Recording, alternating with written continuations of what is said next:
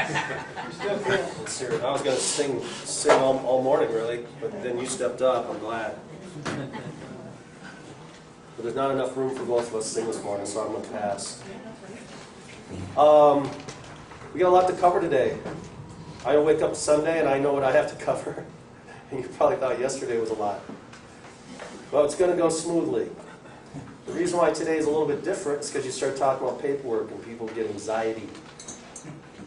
And when things are simple, you think they're complex. They're just simple. There's no end all to paperwork because equity is limitless. It's a fountain of justice. You can handwrite on that yellow notebook paper you got right there, you can handwrite a letter. And that's equity. I remember years ago, a radio disc jockey was joking around about how a lady wrote into the IRS.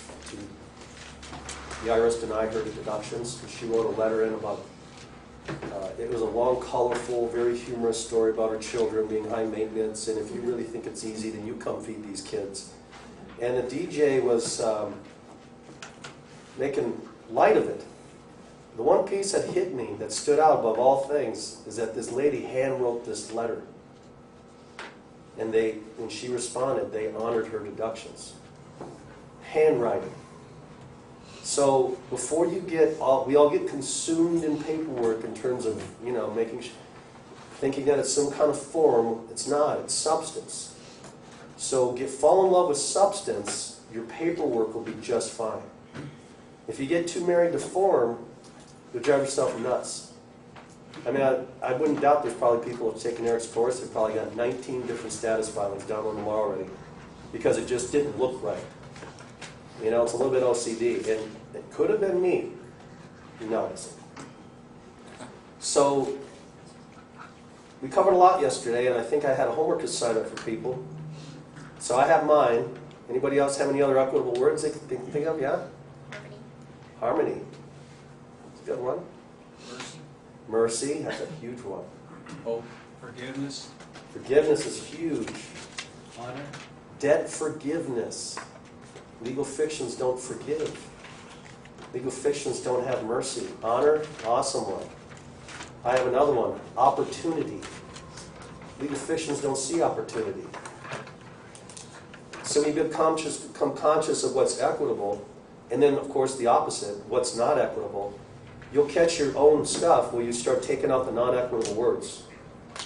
Because, wait a minute, legal fictions can do that. I want to use the equitable one, the one that the legal fictions can't do. Debt extinguishment is an equity term, but technically it's called debt forgiveness. Now, I know governments can forgive debt and stuff, but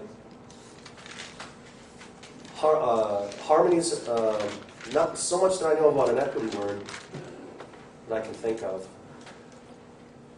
I'm trying to think. I don't recall. I'd have to look that up. Maybe the word harmony shows up in my database. That would be awesome to find out. Okay, I'm feeling a little better today. I did get 10 hours of sleep. I've got to get a mental game plan, what I want to go at first here. We don't have those new template papers done until about noon, right? Okay, so... I can go do them right now if you want. But I want you to miss anything either. I'll do them on the break. How's that? Yeah, okay, that'd be great. I appreciate that. You've been a huge service to me this whole show. All right, well, technically we're starting day 2 in the book. We went through a lot of stuff yesterday, and does anybody have any questions from yesterday at all? Okay, if there's no questions, we're going to talk about how the rubber meets the road,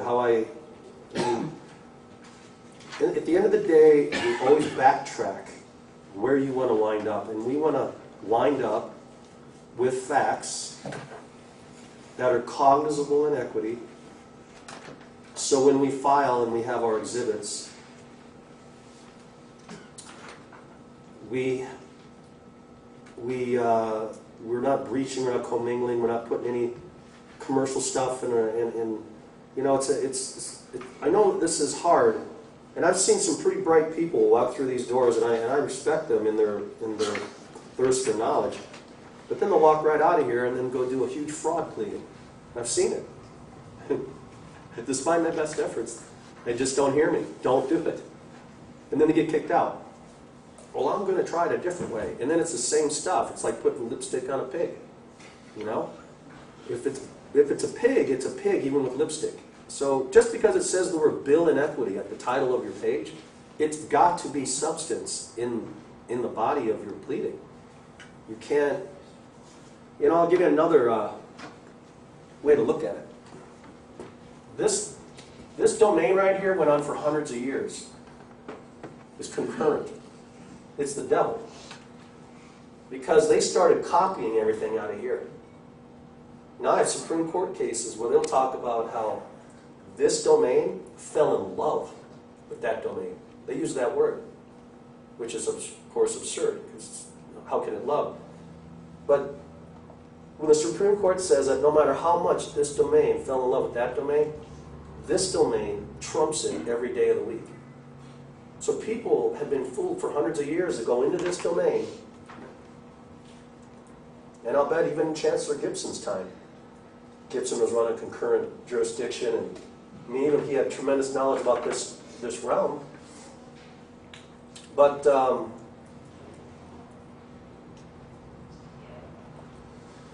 when you copy these words, you start forgetting where the words come from. So for example, a concurrent word would be like foreclosure. Use the word foreclosure in your bill, they're going to construe it as concurrent. You can't use that word. It's just what I've learned. Because it existed in both realms. And here's what they're going to do. If they see the word foreclosure, or the word fraud, or the word, what's another good one? Damaged. I'm damaged. They see that damaged word, fraud word, it's concurrent language, you're going to default right back to Marshall. So we've got to be very careful that the words that keep us in this domain are the words that won't get us kicked out. And the biggest word is trust, reliance, good faith. And the biggest, of course, this is why we use maxims. One of the first guys that I ever used as a guinea pig. I'm a private citizen, but I knew him 4 years ago. He had a credit card case in Washington, D.C. And I finally got to meet the lady behind the credit card case they came to Pennsylvania. Really bright lady. They ended up winning that case. I just can't believe it took 3 years. But anyway, he's a smart guy, and he's definitely behind private citizen, 100%. He called me up one day and says, what should I do about this case? I go, well, do you want to be a guinea pig? I have something new you could try. And this is when he first met me. He didn't know who I was. And I told him over the phone, why don't you do show cause, why the matter can't be sealed, and use these 3-4 maxims. So he submitted his notice of appeal, and they sealed it immediately on his appeal. Immediately. The clerk called him up and says, now, you want us to seal this, right? He goes, yes. Boom, sealed. So now he's sealed on appeal. But he didn't know what to do. He was all excited. Oh my gosh, this is awesome. I've never been sealed like that. That's awesome. I go, yeah, I got bad news. You don't have any trust records. And then he's like, well, I'm going to use the Bible as a trust indenture. Hey, I'm not going to argue with you. I don't think it's going to fly, though, because that's not much of an SOI for you. Equity acts in persona. What are the facts surrounding you? You, your claim, your subject matter, your appeal, you. So you have to be the master of your rights.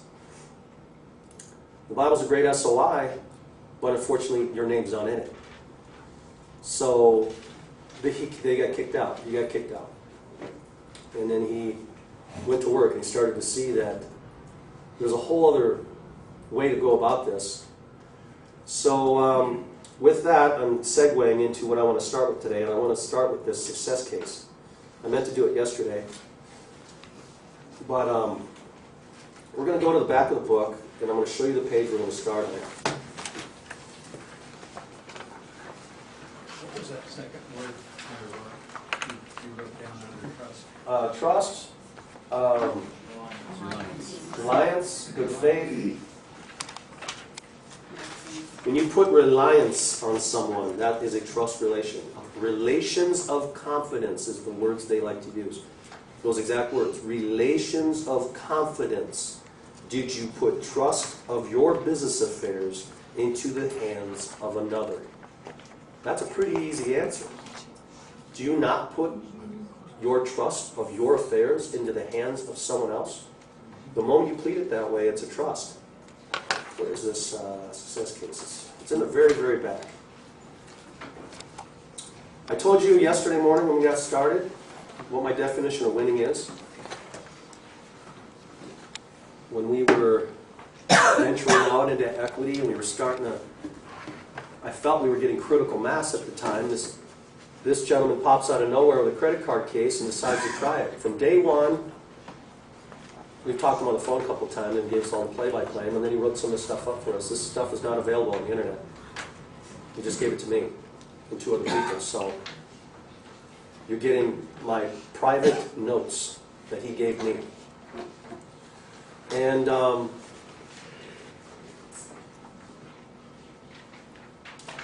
he kicked their butt, to say the least. But you will never believe it when you read this.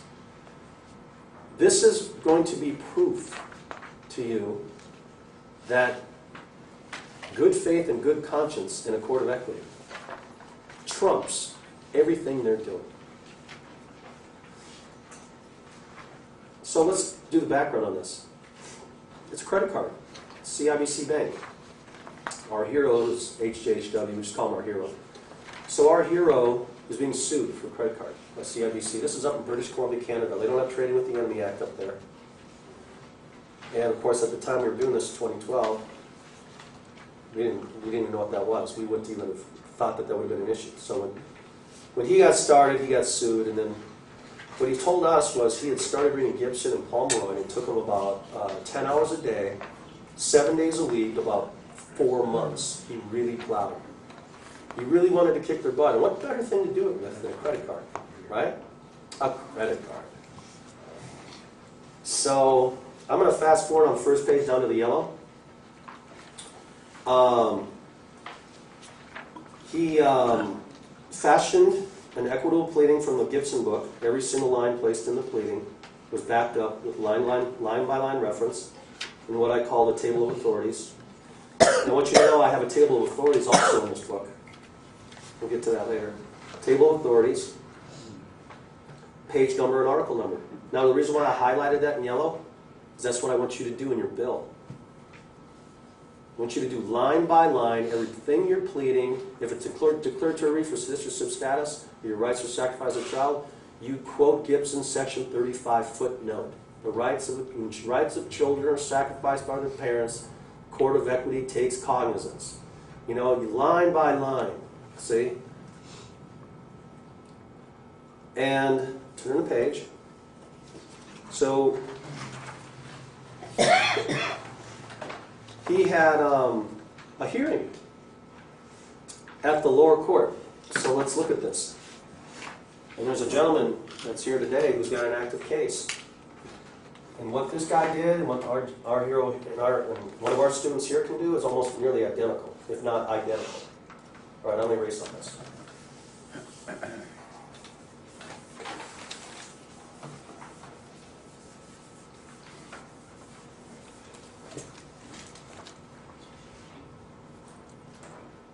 Here's how the court systems. This is a very general overview. That's the lower court.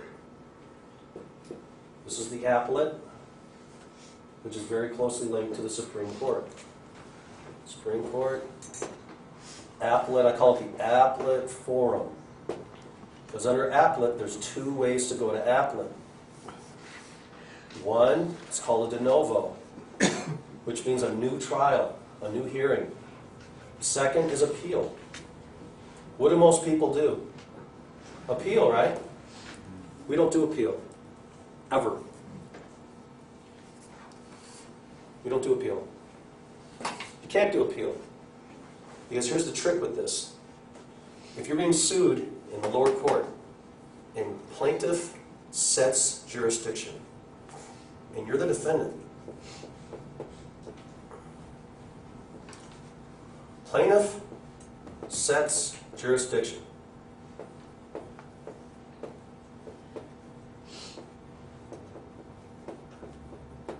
Okay. Defendant does not set jurisdiction.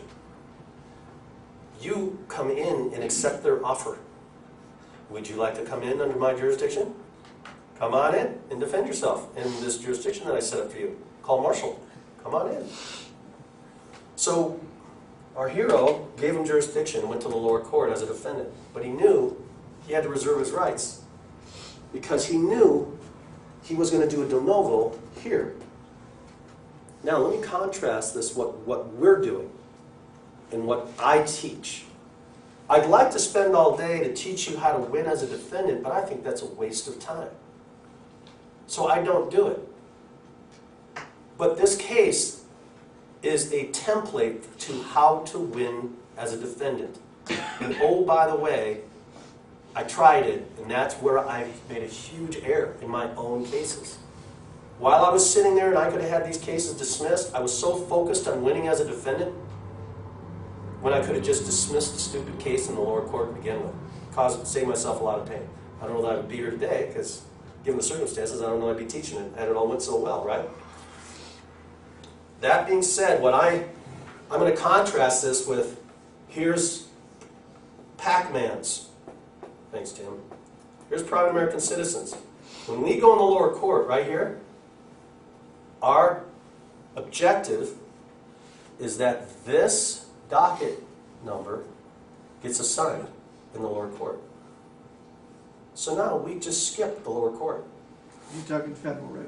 Always federal. I don't do state. If you're a defendant in state, okay, we'll get to that later.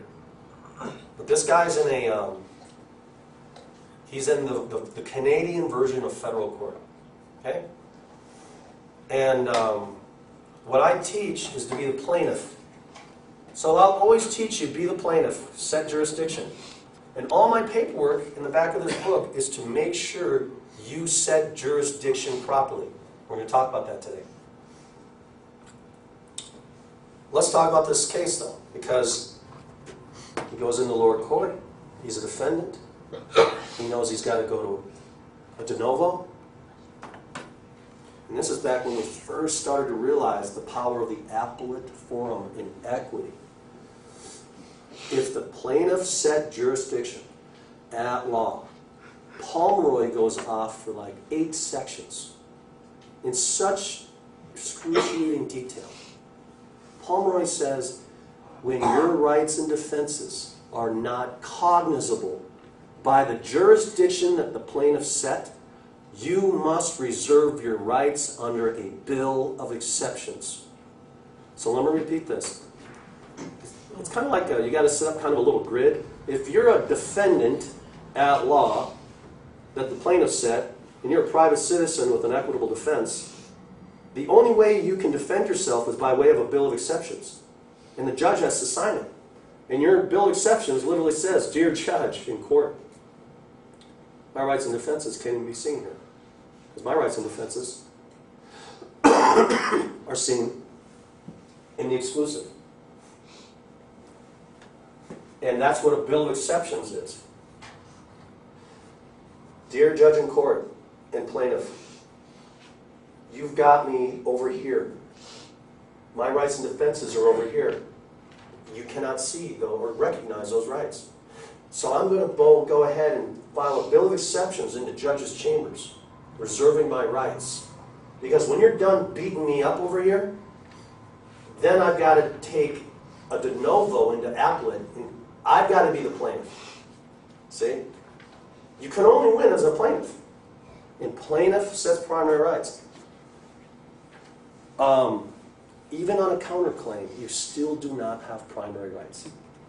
If they put a claim in, you put a counterclaim in, your counterclaim is still subordinate to the primary rights set by the plaintiff.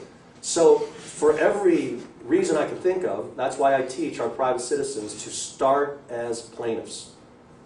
Claimants. Be the moving party. Be the one who sets jurisdiction. So that bill of exceptions is in the private, not on the public record, right? It could be public, yes. Okay. Yes, it could be. You would come as a third-party intervener, real party of interest, privately domiciling, privately residing outside a federal district within a non-military occupied private state, not subject to the jurisdiction of the United States. Now coming in this bill of exceptions to preserve my equitable rights not cognizable by these proceedings. Now, I've never seen a judge sign ours in the United States yet. We did put a nice one into Chapter 7 federal. Judge has, and we served a courtesy copy on the Chief Justice of the appellate system of the 8th District down in St. Louis. So they know we're coming. And we made about 27 different bullets of all the rights we're preserving. And we went, you know, the judge wrote up an order. We're going to sell $5 million worth of that guy's land and take $4 million of his cash. And they're just writing up this order. So we went meticulously through it and we said, you know, objection. You know, the rights involving this land are not cognizable by these proceedings.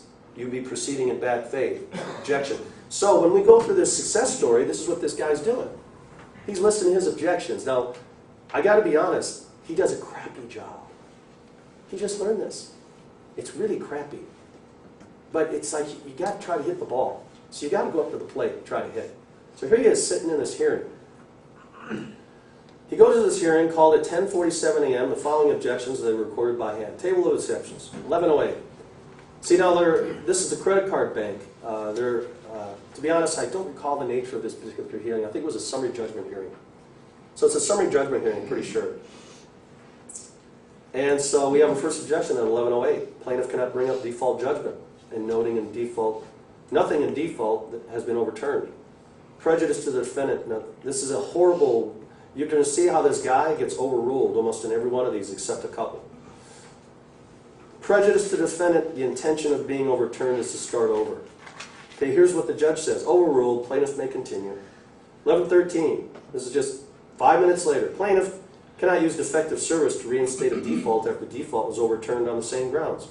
So he must have did an admin process, see, and overturned the default on an admin process.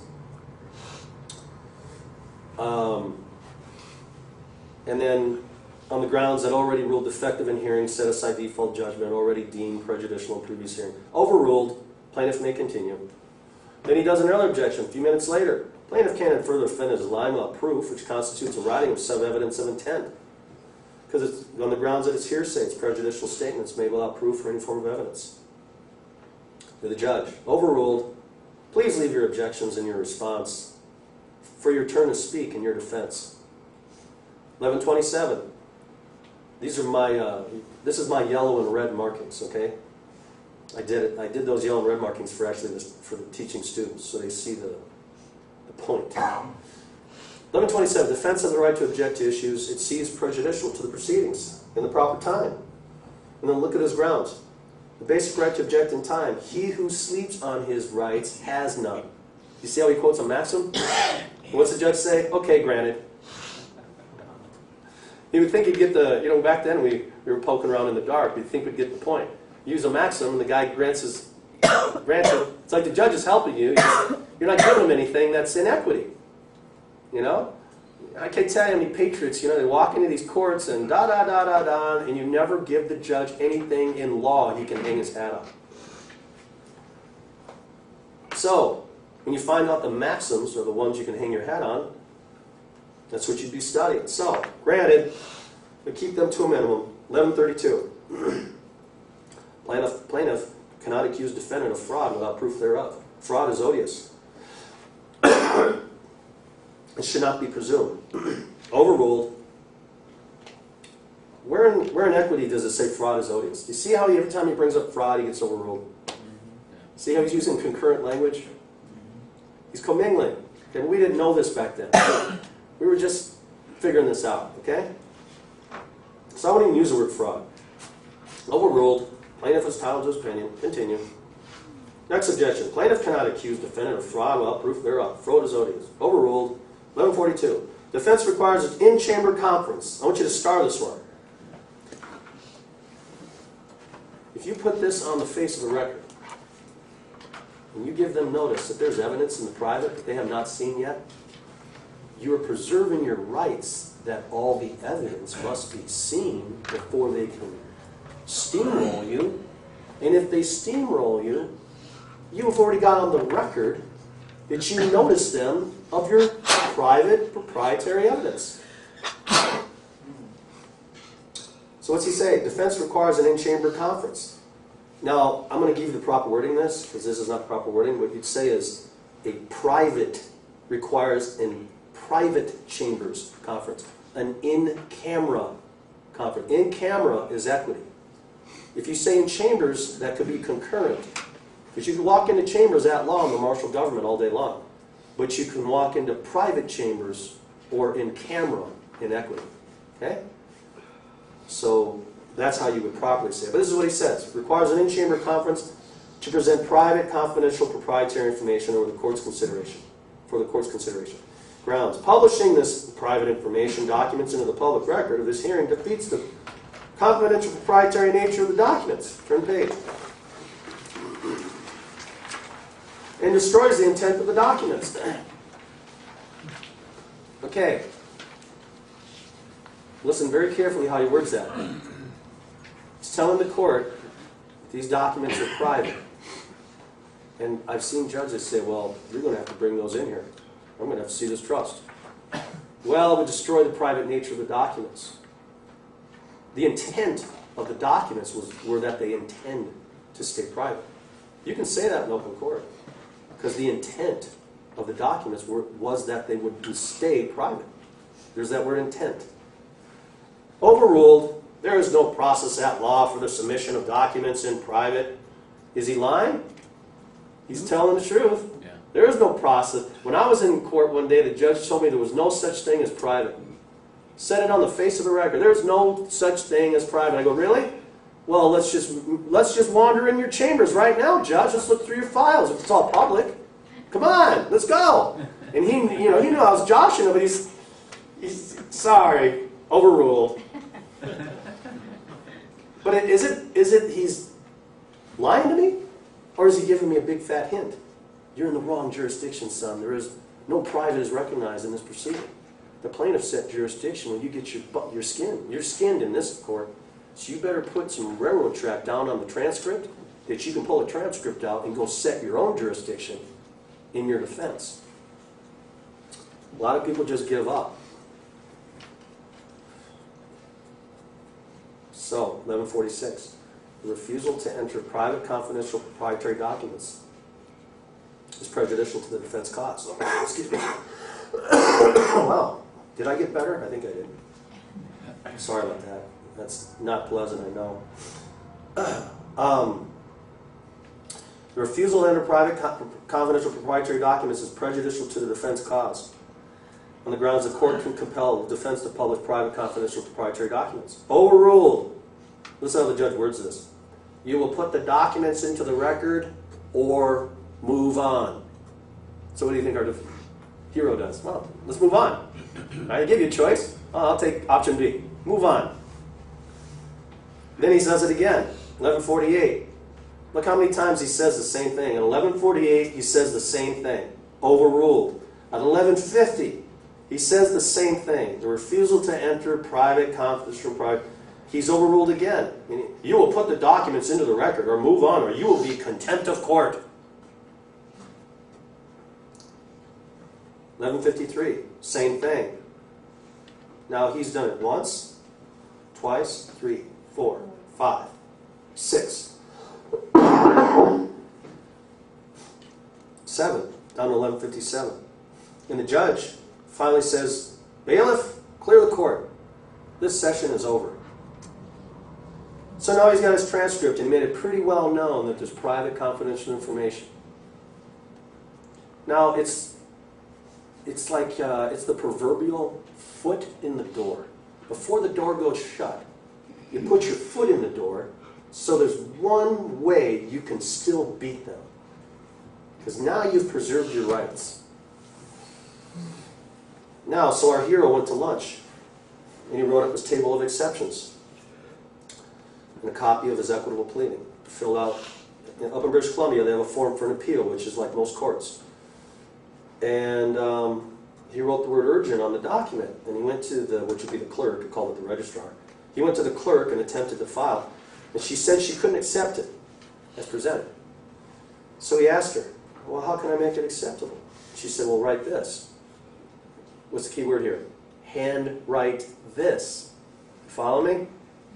Whenever there's handwriting, it's equity. Handwrite this special cause at the top of the form. Now, this is in British Columbia, so it may not apply here. But the point is always the same. There's some handwriting that you got to do, and they'll tell you what it is. Special cause across the top. She stated that he'll need a transcript of the appeal. So what's going on that he has to handwrite special cause at the top of the appeal form? In British Columbia, if you get beat up here, and you need a de novo here, you take the appeal form, and what gets you here instead of here is you write the word special cause, handwritten, at the top of the page. And that puts you in there and not there. Because if you get put into appeal, then you bring this jurisdiction forward, and you never change jurisdiction. So your appeal is going to be just as horrendous as your lower court. I hope that you guys are getting that. That the appellate forum is your chance to change jurisdiction. So you set jurisdiction. In British Columbia, they say write the word special cause. I believe in our federal system, you simply petition the clerk to require a new hearing on the basis of your table of exceptions that you filed in the lower court. And I think they have to give it to you. But I'm not going to teach you how to win as a defendant. This case right here it's the best of both worlds. How to win as a defendant and how to set jurisdiction. Okay, so he filled out, wrote special cause. He needed a transcript, so he ordered 3 copies of the transcript. And she would add it and stamp 1 copy when filed and ready. And then the clerk stated that the earliest was April 3rd. And check this out. She would move the 2 non-urgent appeals. So she's going to push the general people aside and put the special guy in front of the line.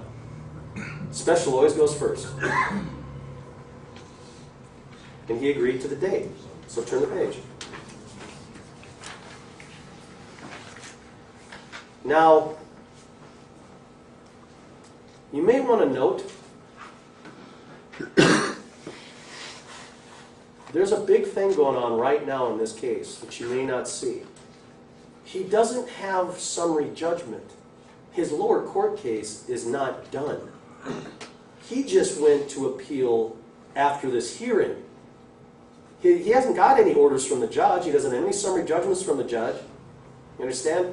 You can do this without having to wait for the lower court case to finish.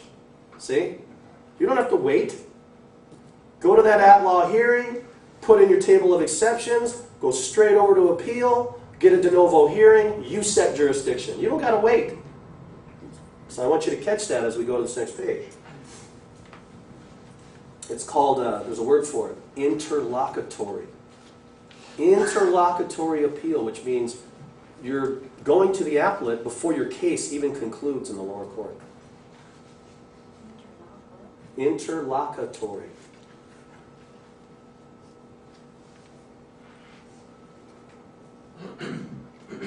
So one thing to note here is the term special cause, and this is repeating what I just said pretty much, that even a special one would require leave of the court to appeal. And we don't want to appeal, so we don't need leave of the court to appeal. You would have to set a date and have the appeal heard on the grounds, and then if they agreed on the grounds, they would have a new trial. So where that a new trial would be, I bet it would be defaulting to the at-law jurisdiction of the court. And he's right. We speculated that if you appealed, you would have the same jurisdiction. So, and he goes, although I believe that one could file an equitable pleading in that new trial and explore that, I would prefer to supersede that with a special cause, not a special case. He said he also looked in Black's Law, Bouvier's, both the terms private, confidential, and proprietary to find out if it's the exact reason for the closed hearing of the contents of the cause other than the injunction against publication. All right. Now, he files his equitable pleading. And all he's asking the appellate court for is a hearing to seal the case. That's all he's asking. So he puts in this, hey, I need my hearing sealed. He's not asking for summary judgment. He's not asking for them to look at the merits of his bill. He's only saying, for my new hearing, I require it sealed. Okay? Or when you say sealed, does that mean private? Is that what you're saying? Yeah, sealed. Sealed means the public is excluded. But, this is tricky. If you set jurisdiction at law and then it's sealed, you're still not in equity. You have to invoke the rules of equity and seal. Now you're under the rules of equity and sealed. It's an, so there's private citizens. They put their bills in. Not exactly how I was hoping, but they get these CV numbers and they're sealed. And they'll call up, yeah, look, on Pacers it says I'm sealed. And I said, that's a catch. You shouldn't even be on Pacers. If you met with the clerk and sat down and do it the way I show you, you shouldn't even be on Pacers. You should be sealed. And the appellate forum docket number, I don't believe shows up on Pacers. It's in Judge's chambers. It's out of his vault in the private. But if you have a CV number, you could change it and fix it. One time the clerk told our guy, well, you never told me to seal it. So the guy calls me up, well, what do? I said, well, how do you move somebody to do what you want? What is the words I told you? Show cause or be it resolved. And he's thinking, I'll just write her a letter. I felt like we got along on the phone. That's what he said to me. I felt like we got along on the phone. I'm just going to write her a letter. And I said, you don't get this. She's an officer of the court. She can do and say whatever she wants. You're nobody. If you don't move her in a way that the law will recognize, you're going to fall on deaf ears. And he went ahead, wrote her a letter, nothing happened. I just don't get it. She didn't seal it. Well, what'd you send her? I sent her a letter. Dear Susie, you know, I spoke to you on the phone the other day and I told you I needed it sealed and you needed a reason. Well, da-da-da-da-da. I'm like, no. You're not writing home to Dad, man.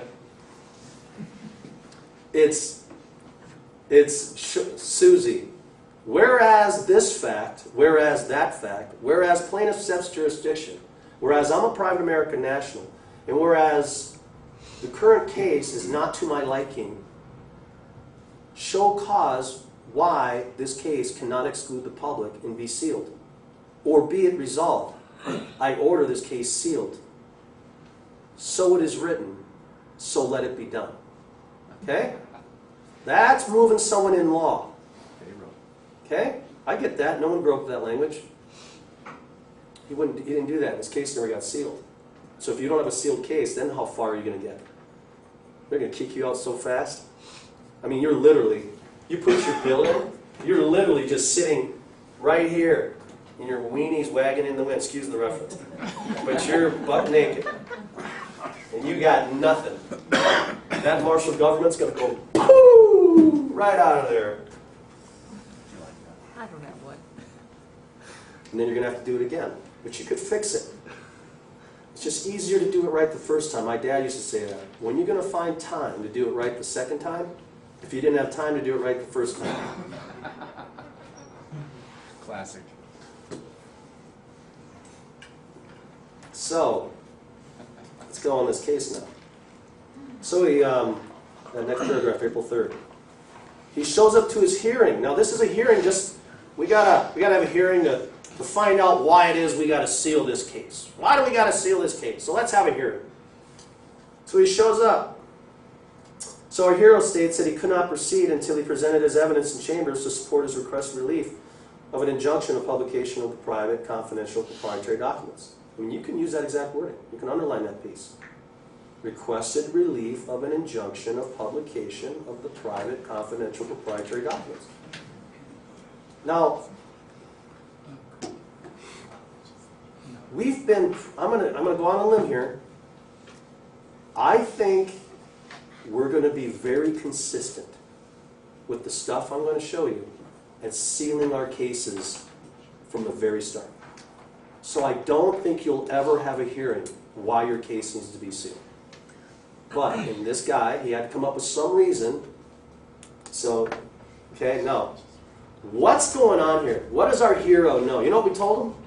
You got to get into chambers under the rules of equity. I don't care how you get in there. But if it's the rules of equity and you get into chambers in front of a Chief Justice and he sees the trust indenture, it's over. It doesn't matter. All the other, so if you read Gibson, write this down. Section 770, powers of the Chancellor in chambers generally considered. Gibson, section 770. And I'll guarantee you 99.9% of all the people that ever read that chapter, they are missing something huge in that chapter. I read that chapter and I fell over backwards. Here's what that chapter says. 770, Gibson. It says, after one hearing in chambers, the Chancellor can write the final decree and post-process at his leisure, at his sole discretion. And I read that, I went, that's incredible. What people don't realize is that when you are in chambers, it's the end all. And the Chancellor doesn't need another hearing, he doesn't need a trial, he doesn't need more pleadings, he doesn't need an objections, he doesn't need anything. It's over. He can just write up the final decree. So we know this. So all your objective is, including the gentleman that is here today, who has a sealed case. They ask me, what do we do now? Your only objective has been and always will be to get into chambers. Show up with your hands in your pockets. Shucks, golly, gee.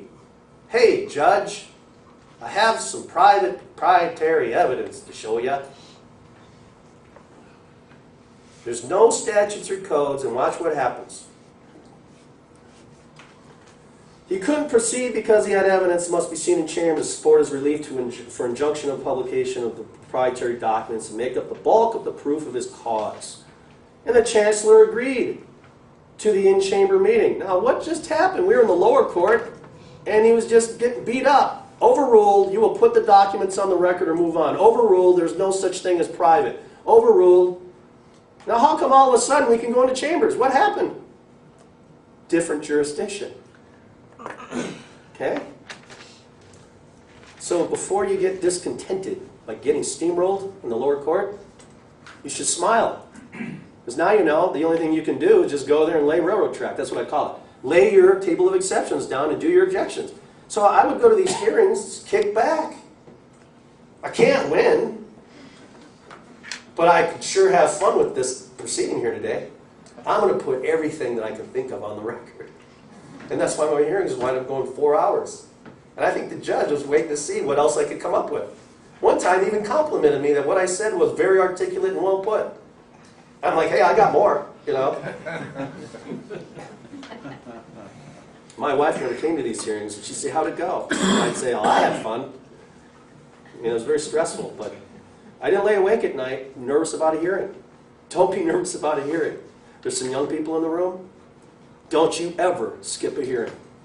Go to those hearings. They just want to hear what you have to say, and you got to use your mouth.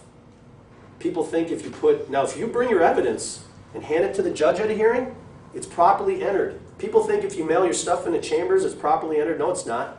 In those public hearings, bring your public NOIs and SOIs. We'll talk about those later. You just hand them right to the judge in court. Here, judge, evidence. Here's another.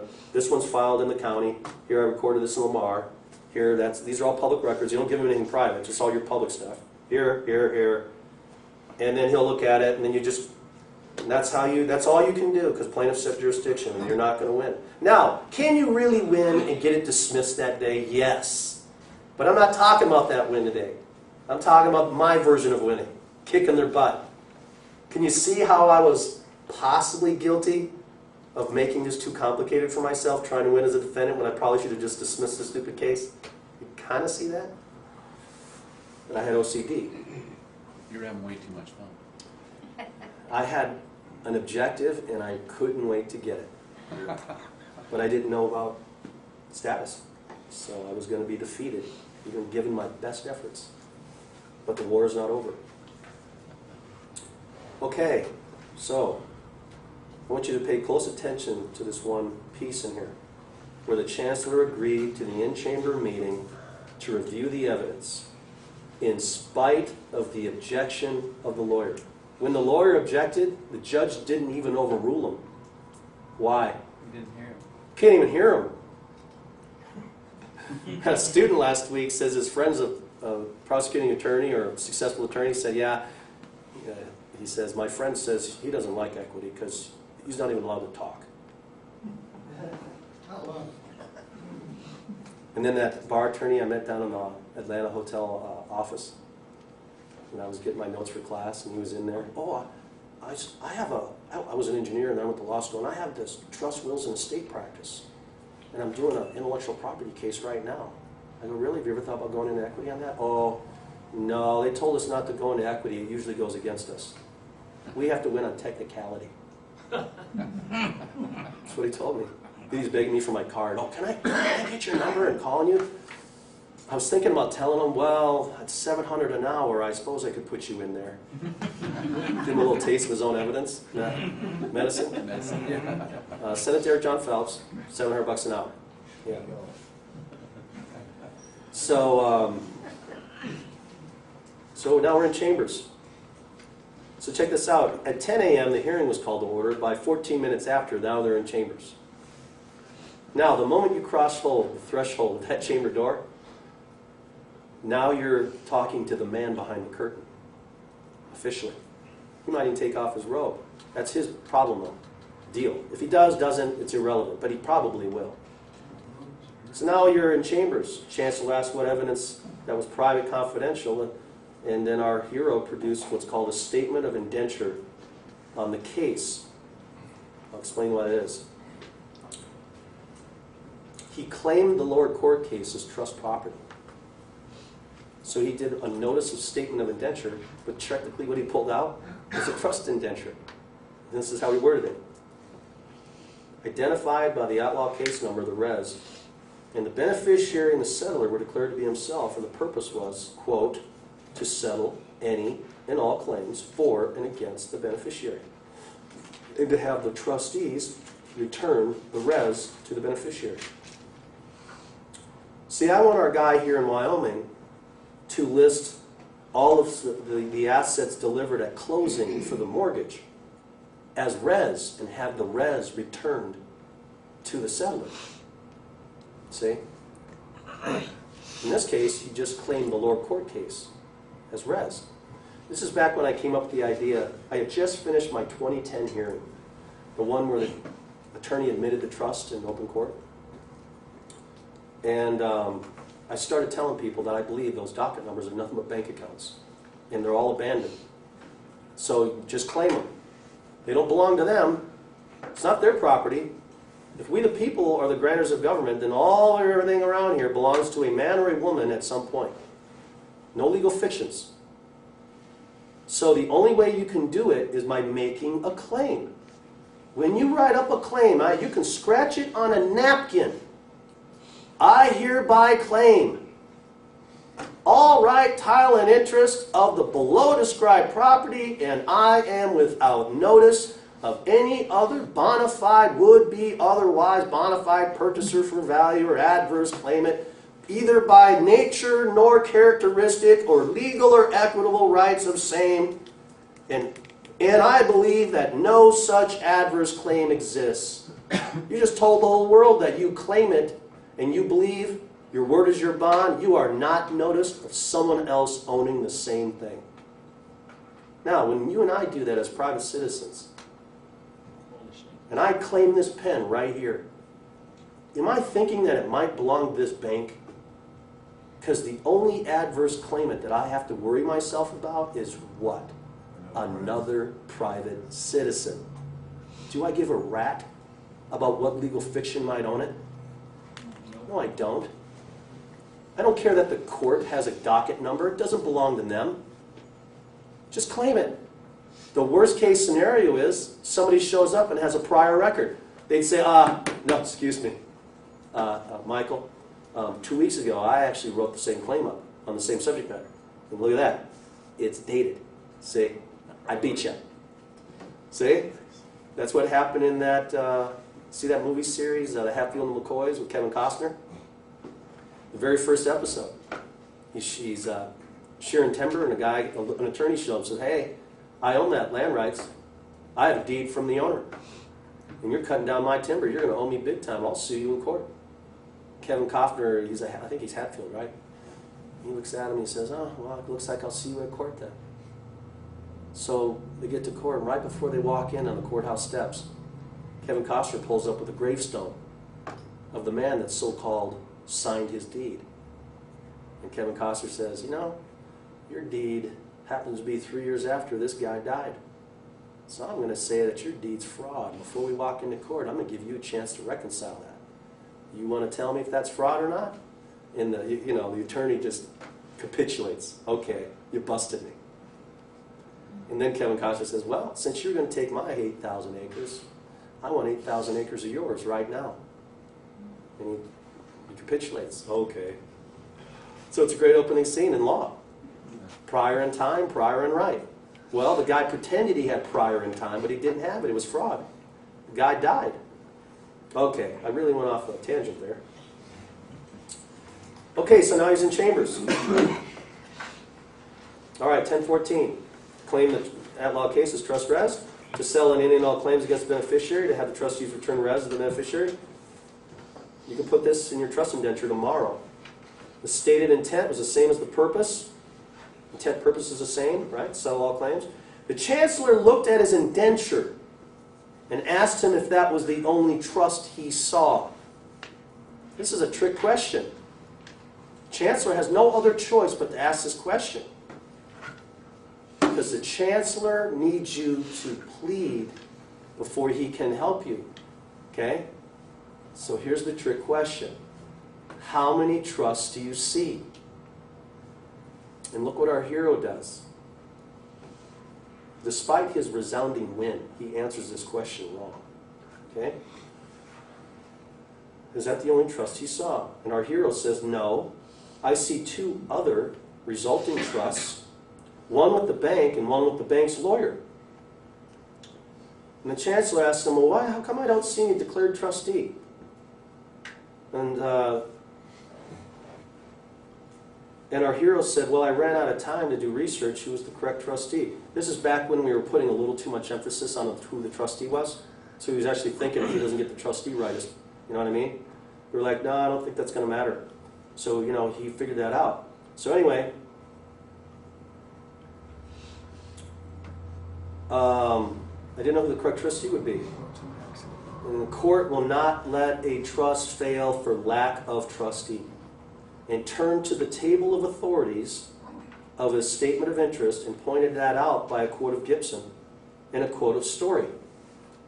The chancellor looked at the transcript from the lower court case. Well, what's the chancellor going to look for in your lower court case? What's he really looking for?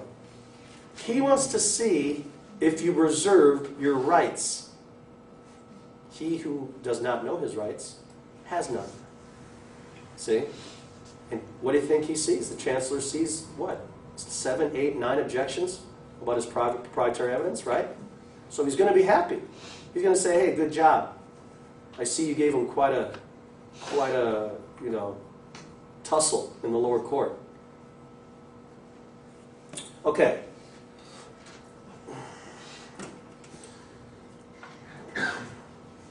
So the chancellor looked through the transcript of the outlaw case and looked through all the paperwork at length and looked up and asked the lawyer, do you have your law society card? So now the judge is getting positive ID on the lawyer. And the lawyer presented it. Then he turned to the bank manager. Remember, in equity, under the rules of equity, a real officer or director has to be present. Here's the real bank manager. Got connection, privity. He's really there.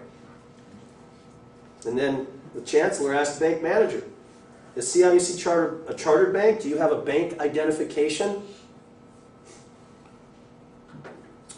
The bank manager replied yes to both inquiries, and the bank manager presented the identification. He returned the identification cards to respective parties.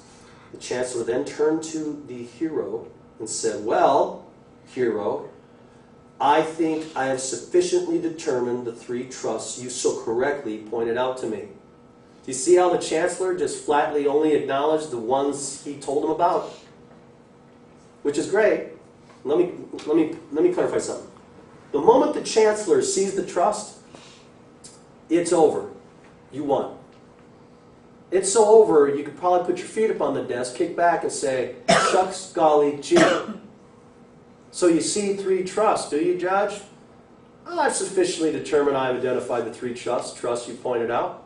Now what if our hero would have answered that question? Let's start from the top. And I want you to get this. How many trusts do you see? Well, let's see here. There's the bank, there's the attorney, he's the trust, because the bank hired him. But then there's that credit account that the bank used to get the credit in the first place. That's a trust. And then I'm pretty sure that credit account is based on another trust, which was done when I was born, probably from the birth certificate. So I'm going to track that. And then, I might even have some residual beneficial interest in the whole country called the posterity. So the way I look at it, 1, 2, 3, 4, 5. 5 trusts, Judge. All of them. See how that's a better answer? He didn't follow the chain back far enough. He looked a little myopic. Oh, just the bank and the attorney. And the lower court case. That's all I see. But if you would have followed the chain, where'd the bank get the credit from? From your Social Security card. Where'd that come from? Your birth certificate. You got to use a birth certificate, get a social, or you can. Where'd you get your birth certificate from? It's a trust. So what I always lay awake at night sometimes saying, wow, what would have happened if he would have said that? But we didn't get that. We still got a great win here. But the chancellor came back and acknowledged all 3 trusts. Well, I've sufficiently determined the 3 trusts you so correctly pointed out to me, and the trust both expressed and resulting will be recognized and adhered to. As for the trustees, Mr. Bank Manager, your lawful, As for the trustees, we'll call him Mr. Anderson, the lawful officer of the court, the judge turned to his right-hand man and made him a trustee.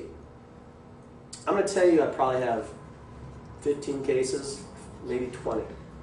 We repeat this all the time in trust cases in the Supreme Court. They always use these words. The court is jealous of a trustee. The court is jealous of a trustee. What they're telling you is, you don't got to sue the trustee. Let the court take over. They're masters. They're professional trustees. I mean, you don't appoint the judge a trustee, but you're in chambers, the judge sees the trust, turns to his clerk, law clerk, appoints him a trustee. That's what you want.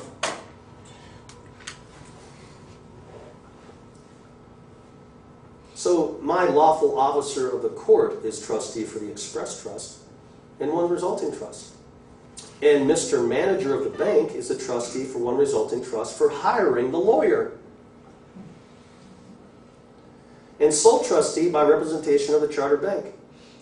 Much to the vexations and protestations of the lawyer and the manager, Chancellor recessed. How much consternation is this lawyer and this bank manager suffering right now? What just happened? Did the lawyer and the bank manager hear a statute in chambers? No. What are they trying to figure out? Where this invisible authority just showed up out of what? Well, what? I'm a trustee? What? What? And I mean, the manager and the lawyer, they're in dumbfound land. They don't hear any UCC, no contracts, nothing to do with the credit card, terms and conditions, nothing. Not to mention claiming the lower court case as trust res. That's pretty ballsy. What if the manager of the bank didn't show up? They would have proceeded. As if he was there?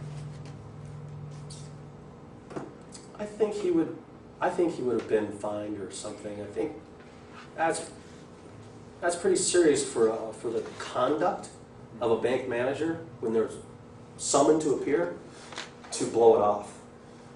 So the chairman of the FDIC is going to show up to my case? That's the beautiful thing about in personam jurisdiction. I got in personam jurisdiction, and I don't believe I've waived it. Well, I tell you, you should see these lawyers fighting tooth and nail that I didn't have in personam jurisdiction on the CEO of this giant company. He's got to fly to Minnesota to this hearing. He's a real party in interest. I sent him special deposit. I mean, I didn't say this in court because I would never say that. But if you send special deposit to extinguish debt, and you send a trust indenture to extinguish debt, and it's in their name, and you send it registered mail and it's delivered, remember all that stuff I read yesterday? The trustee doesn't even have to know, and he's still a trustee. Okay? So, now we're done with the in-chamber, and now we come out to the real hearing on the open court. So this case isn't even sealed. He just went into chambers to see why they should seal it. And here's what the Chancellor says. All parties to the cause are present. As to the first prayer for relief, an injunction against publication of private, confidential, proprietary information and documentary evidence, I hereby issue the decree that the relief has been granted on proper grounds and in keeping with good reason and good conscience. And the court session ends. So now our hero, he writes up the new bill of exceptions. How many objections did the lawyer in the bank have? Probably 50. How many were heard? None. They probably had 50 objections. They probably made it known too. Why, that's crazy, I object. None of them are registered. So what do you think goes on the table of exceptions now when there's no more objections? Nothing. Turn the page. There's your new bill of exceptions. Blank page. Nothing. And the Chancellor signs this one. So turn to the next page. So he filled out a blank bill of exceptions signifying that the beneficiary is satisfied that all the issues were settled. Plus the failure of the trustees to file a bill of exceptions, no matter how much he objected or protested at the hearing, they can't be heard. No matter how much they protest at the hearing, they can't be heard. Acquiesce that all the issues have been settled. So, our hero gets a call from the clerk. Hey, come down, your decrees are ready. So he goes down to get his decrees. The clerk greets him by first name. Hey, Joe. Hey, Michael. They call you by your first name, you better fall over backwards, man. They call you by your first name, you're in equity. And states that the decrees are ready, and his honor has signed the bill of exceptions. Upon review of the decrees, he finds public decree, stating the injunction for the publication of private, confidential, proprietary information, as stated at the start of the session. The statement is then followed by 14 pages of blank pages. And then a final page that states as follows: so decree His Excellency, the Chancellor. Now what's going on here is that's the public side, so that's why they're blank. But he has a second envelope. That's the private decree. He opens up the second envelope, and that's the handwritten decree on the back sides of the pages. All handwritten, printed out, 14 pages. In which they declare all the monies and the funds and the full accounting, and that the funds are being kept under the trustee care of the law clerk of the judge, and shall dispense with the duties of the trust at the will and pleasure of the beneficiary, and writes it all up. Handwritten.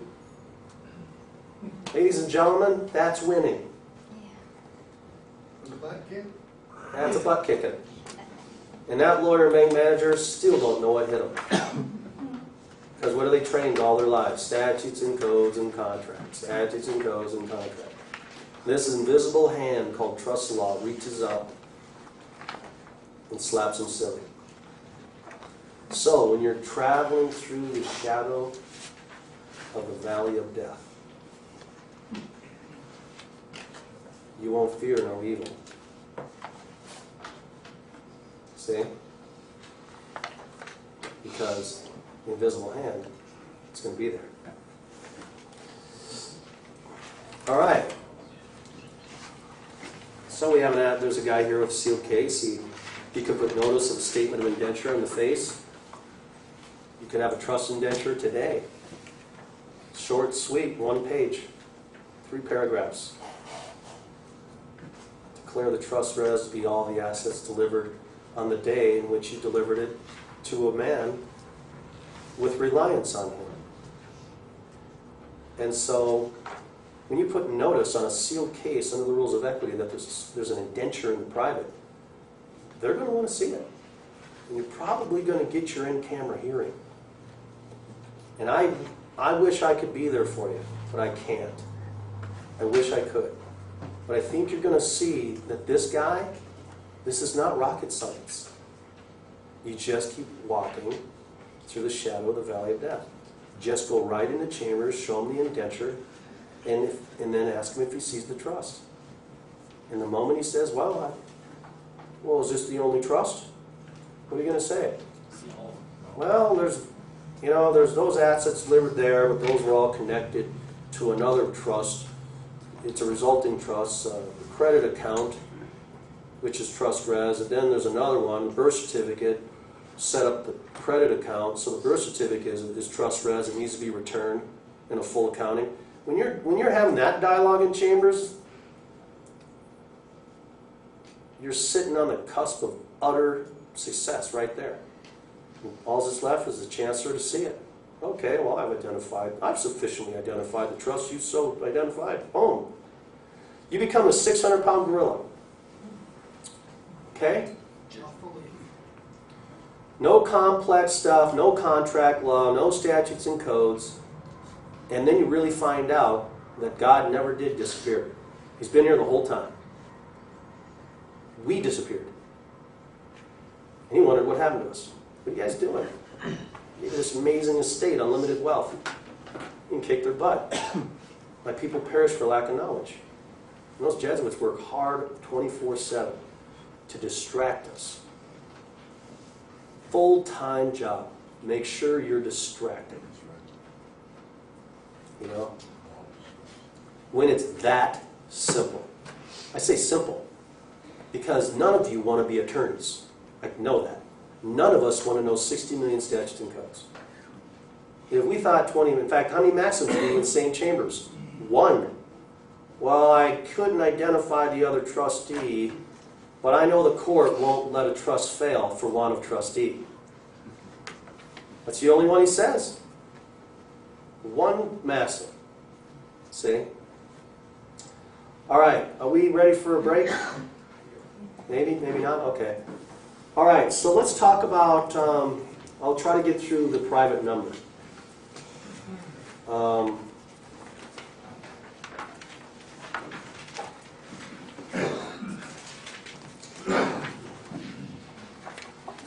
You know, this private number is not as crucial. If you notice that our hero didn't really have that number, I just came up with using a private number because I got sick and tired of using their numbers. I felt like I was commingling.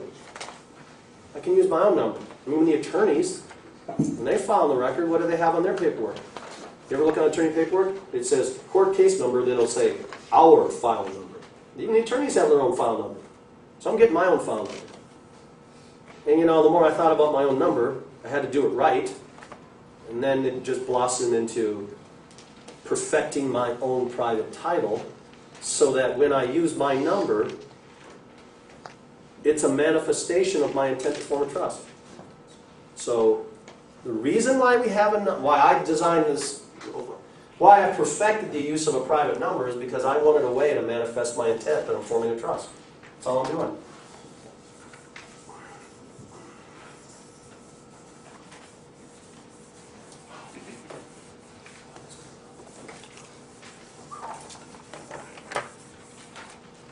All right.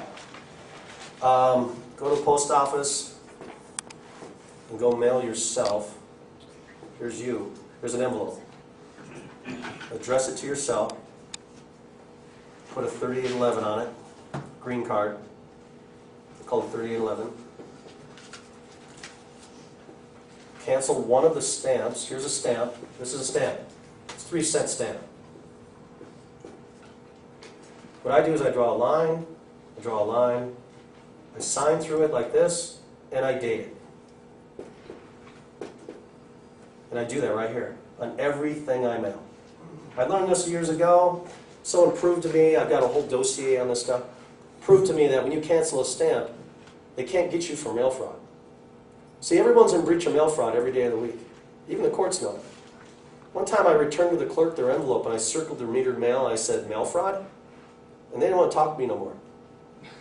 And I'm not telling, that's a legal claim and I don't do fraud. But I'm just saying, the postmaster does not get paid until the stamp is canceled. That's why they cancel stamps. I sent a canceled stamp to clerk once, and the clerk sent me back mail, and she had to put all these stamps on here, and then drew a line through them all, and canceled all the stamps and mailed me back. So they know this language.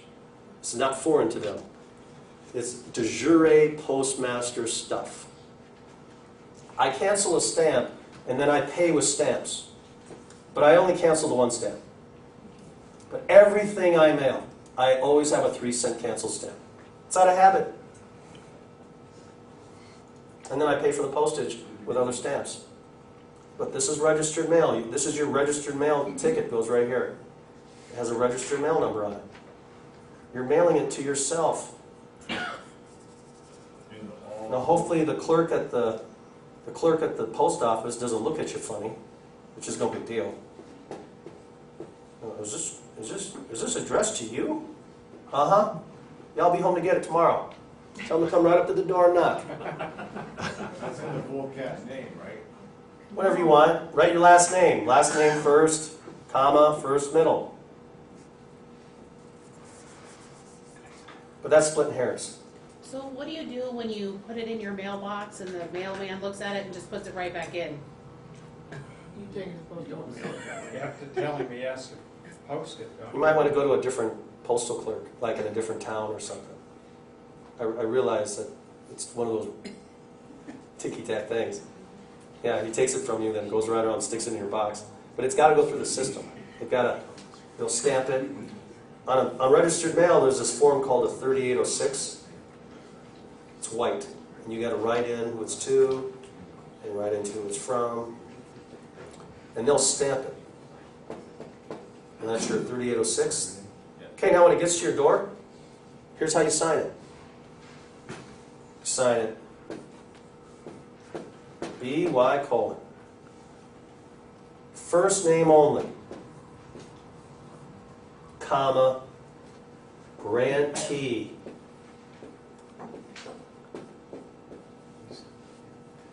Okay? All lowercase?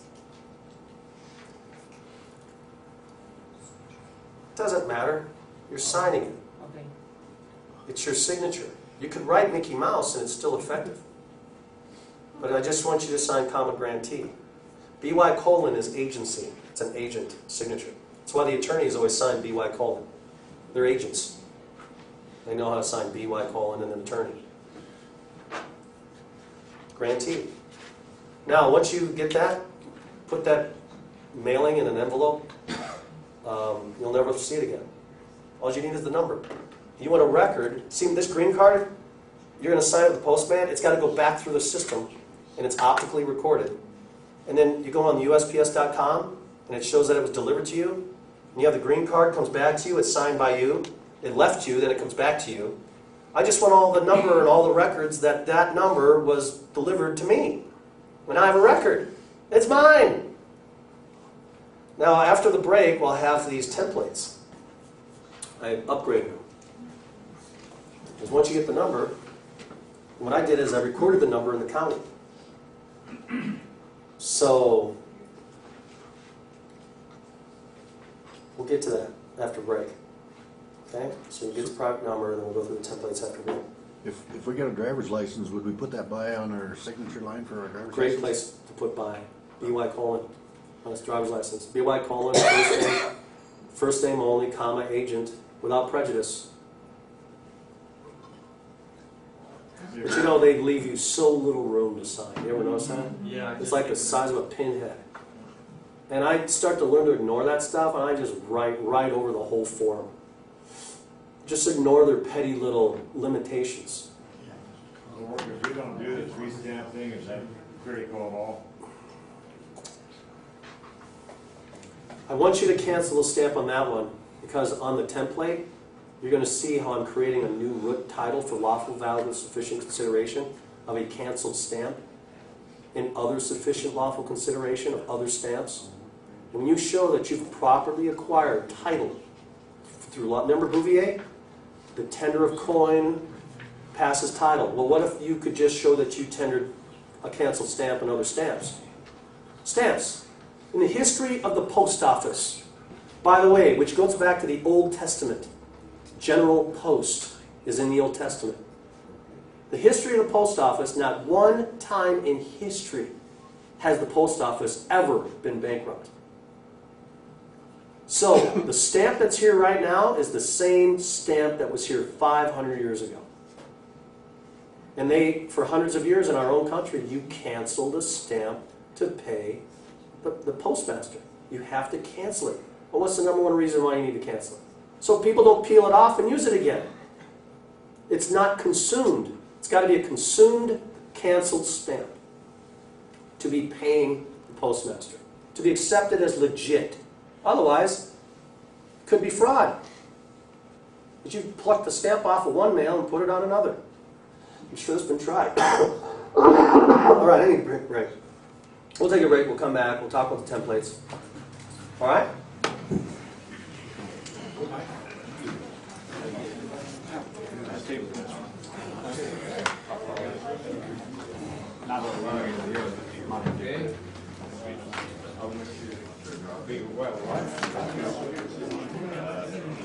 Oh. What was the reason for the first name only on there? Rourke? What? What was the reason for the first name only? First what? First name only in the signature? It's just whatever your signature is. Oh, Looks good to me.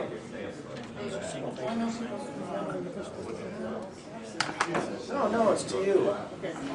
Yeah, no, it's fine. Sweet. I think I've seen. Is this out of Los Angeles? I recognize that seal. Someone sent me this paperwork. Oh. Wait till you put your status in here. You'll have real force and effect.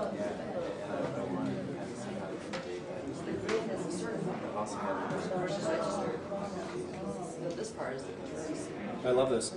This is what I had done for another private citizen last May. The deed of acceptance and acknowledgement on the DNA. You file that, and when someone says they need your fingerprints, well, here's the trouble. I already own the DNA by matter of record, and I have a fee schedule on page 2. And it's at my sole discretion on what to charge, and I've only been given notice. So if you want the fingerprints, it'll be $100,000 each. And then I need it back. You know what I mean? You all do it by matter of record, so. But that's debit creditor, and what are you going to do, enforce that? So, at the end of the day, this all flies into declaratory citizenship status. See, they're gonna play with us.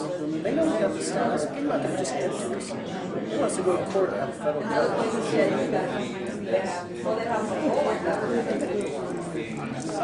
I would have to look through the whole thing. I mean, if you carefully. A trust is a trust is a trust. You know what I mean? So chances are yes. But you don't need to make it that complicated. That's way over. You understand the kind of trust I'm teaching is in a matter of words. It's not a matter of formality. It's just a matter of intent. When they can see your intent, the trust is there. Without that is when people get fancy with, well, the only reason why they don't see the trust is because I haven't made it fancy enough. You know? Express your trust, I've expressed the trust in the case. The one that you can't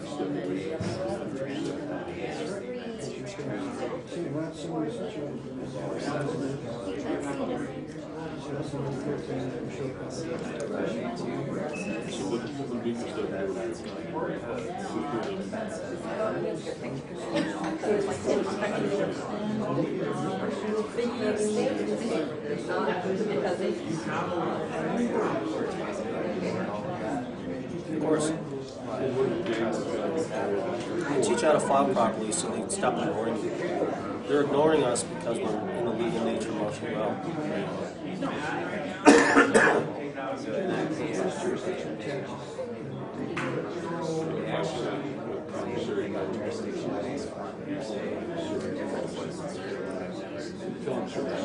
That's digital versus, okay. Or they plug them here versus, yeah, versus like this is like currency.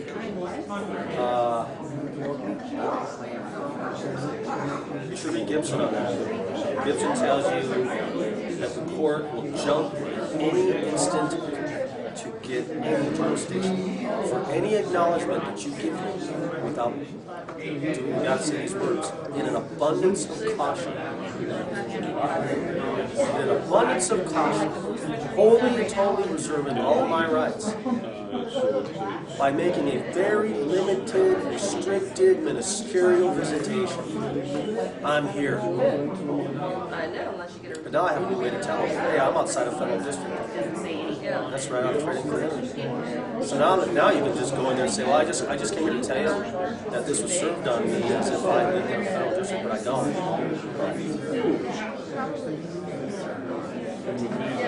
I said a lot of, I was my answers on that part was still. Doesn't matter. You can't split hairs like that. Everybody thinks that, it wasn't me, it was someone else.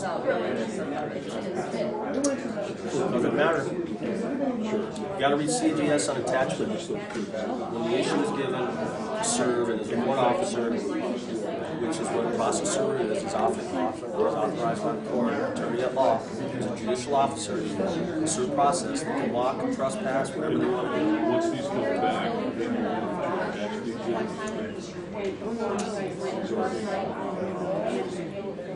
Who's registered agent?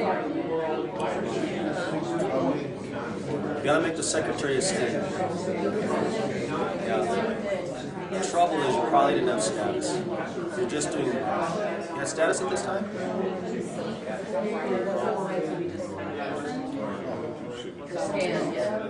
Yeah, you gotta pay.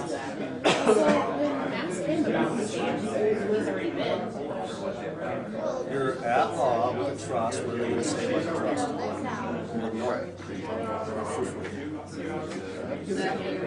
Yeah.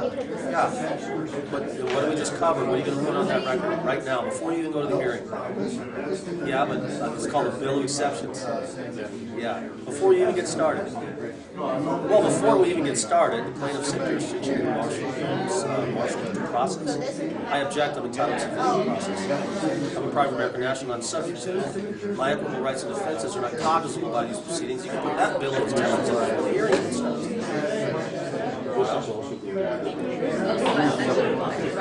You didn't record that screen.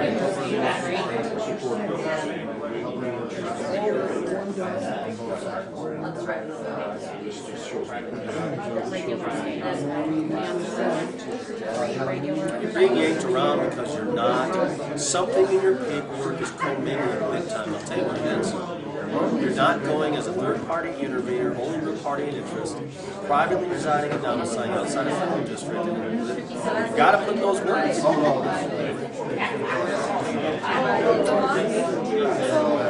mailing it to yourself.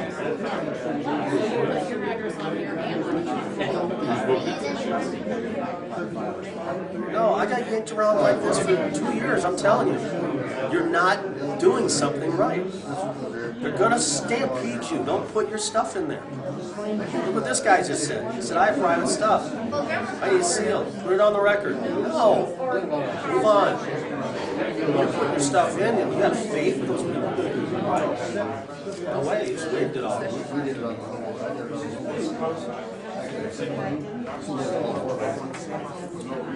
Oh, I thought I was going to have a choking contest. I was going to fall over choking. I said, I told them when they called me hiding on it. Thursday or Friday, I was unavailable. I really am. Sunday. I'm hiding it.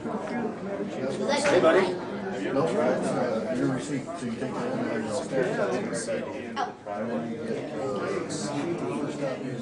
Most such thing. That's oxymoronic. It's oxymoronic. Securitization is the opposite of private. Hey Corey, do you want to go have her plug that, turn on the crock pot? Oh, no, you didn't say that. That's what See, now you're changing it up on me. What is this? that's what I meant. You're throwing me a baseball, say we're playing catch, then you tell me we're in the World Series. So it's funny you bring that up. Well, I was curious about Because in trust law, exactly, you know what you do is I accept this bill as guaranteed by certain private. It says in God we trust, we is plural. It's only for public can you track it. If you grab a bill and make it private, they can't track it by law. They always see law in jurisdiction. I will. If you show record that you had a bill or a note, and you accepted it as granted for the new status that you have, you've made that was once a public note, now a private note. Absolutely. You get that bonus. Anything that's public. Anything that's floating around public, you can grab it and bring it into the private. So I get the coinage act. Multiply that by government. Times 65. They're still operating as if Private American National has been here the whole time. You know, but it's all on a different ledger. You and I, we've all been so trained to walk into public things, public groups, public things. So it's not you. We're not talking to the right banks, not talking to the right, you know, it's all gonna come to fruition pretty quick. I'd like to see this guy get this win. Put that notice of statement of intent on the fix the record. The indenture is right there in that success case. Handwrite it, two witnesses signed it. Boom, now you have an indenture. Sitting right in the project. And a notice of the indenture sitting on the face of your sealed equity case. That's got to be the makings of, you know, for demand for an evidentiary hearing. Demand for an in-camera conference. Just like the other words. So I take one off to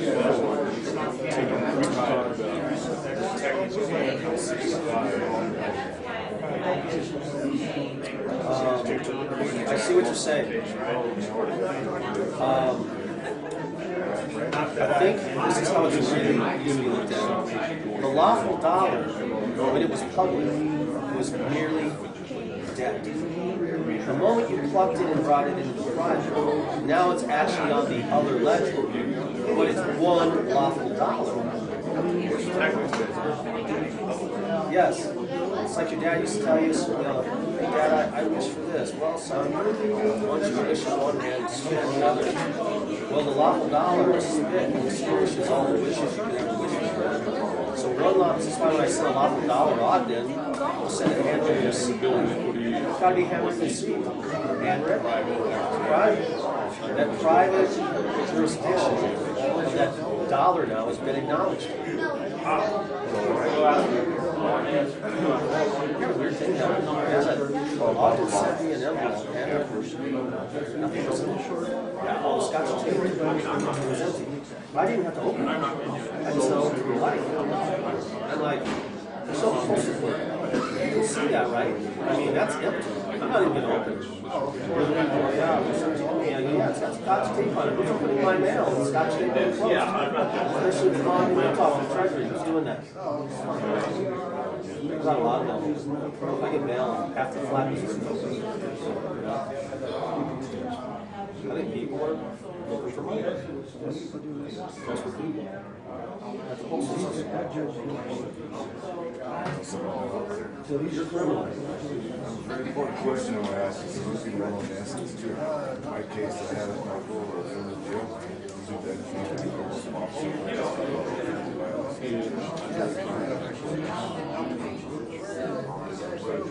Yeah, you're claiming too much property.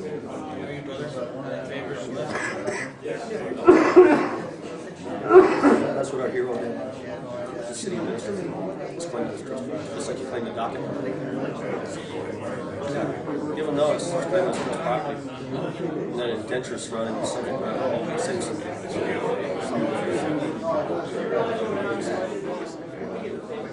you're not in any active case right now, are you? No, that's all done. I'll tell you what, you're wasting your time on that. You need to get your citizenship declared in federal court. Well, that's my Because once that gets handled, then you gotta work with the court to try to find American national. You don't gotta listen to any crap. Well, that's Yeah. I want you.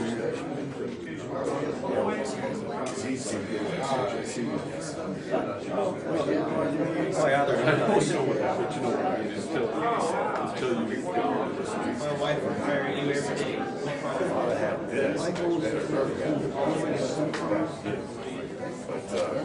Let me get my thoughts together here on this. Okay.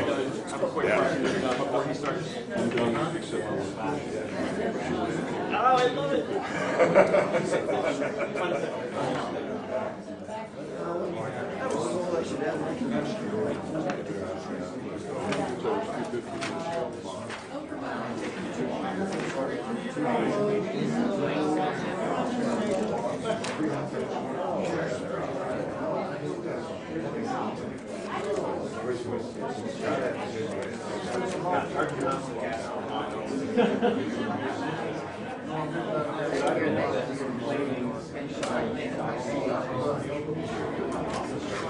Harry, they played an 8th grade team, I guess. Who did? Oh, so how'd they do?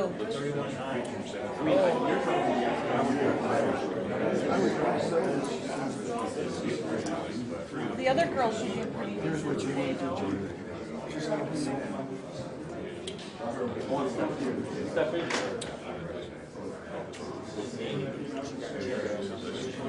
Okay, so this is what my...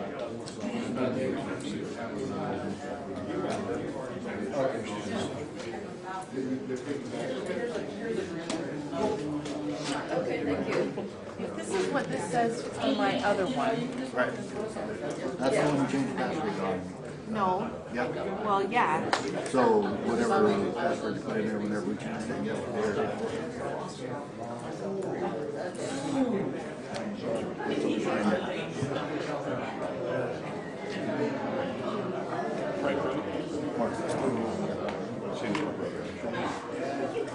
So do you people have